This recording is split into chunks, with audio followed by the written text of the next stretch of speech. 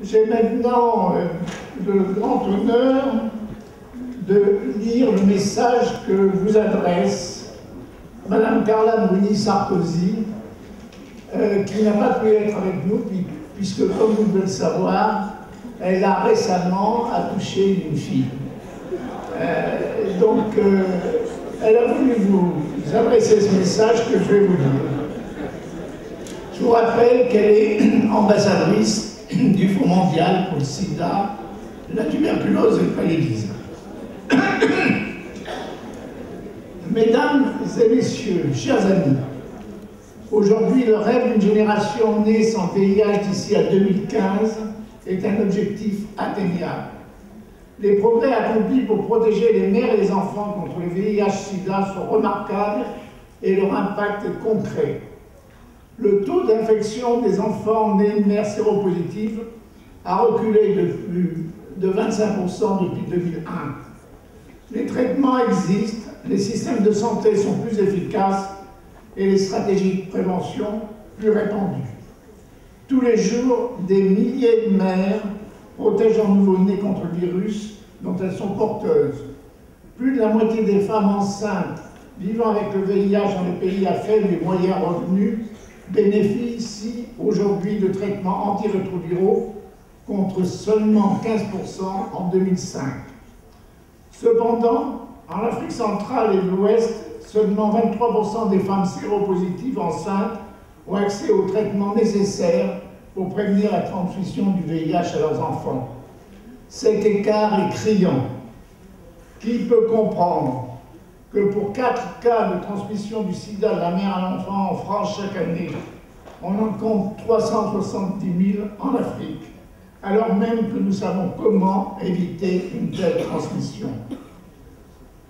Je sais que les engagements nécessaires pour éliminer les nouvelles infections chez les jeunes enfants en Afrique centrale et de l'Ouest d'ici 2015 sont importants. Je sais aussi que ces engagements représentent un réel investissement sur le court et sur le long terme. Car les nourrissons qui naissent séronégatifs ne nécessitent pas de soins coûteux ultérieurs. Car les mères qui bénéficient d'une thérapie antirétrovirale ont plus de chances de rester en bonne santé et donc de subvenir aux besoins de leur famille.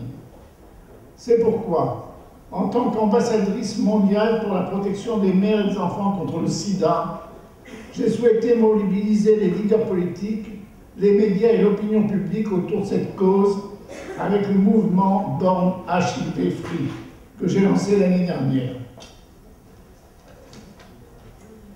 La France a agi en augmentant sa contribution au Fonds mondial et en engageant 100 millions d'euros supplémentaires par an pour la santé des mères et des enfants lors du sommet du G8 à Muskoka en 2010. Elle a par ailleurs confirmé ses engagements à l'occasion de l'Assemblée mondiale des Nations Unies en juin 2011 pour soutenir la nouvelle stratégie du secrétaire général, M. Ban Ki-moon, pour la santé des femmes et des enfants. J'appelle aujourd'hui tous les pays développés à suivre l'exemple de la France en contribuant à la protection des mères et des enfants contre le VIH-Sida. Les débats que vous avez tenus lors de cette conférence apporteront une contribution précieuse au combat de l'Afrique centrale et de l'Ouest contre ce fléau qu'est le sida. La diversité de vos expériences, la richesse de votre savoir-faire et la nouveauté de vos propositions aideront la communauté internationale tout entière à avancer de façon concrète afin d'éliminer la transmission du VIH des mères aux enfants d'ici 2015. Pour être efficace, la protection des mères et des enfants contre le VIH-Sida doit être intégrée dans un programme général de santé publique, comprenant le dépistage, le conseil auprès des femmes enceintes, les visites prénatales et un suivi pendant et après l'accouchement.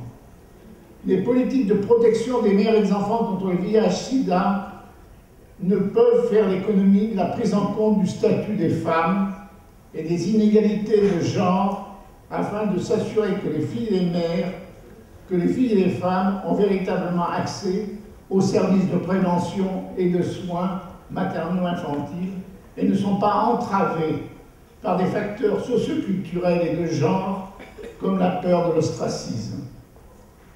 Nous avons 4 ans pour éradiquer la transmission du VIH des mères aux enfants dans le monde et pour créer ainsi une génération sans sida qui puisse recevoir toute l'éducation et l'optimisme nécessaires pour développer leur pays et contribuer à l'équilibre du monde.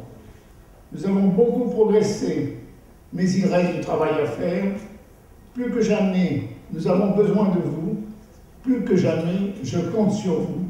Je vous remercie.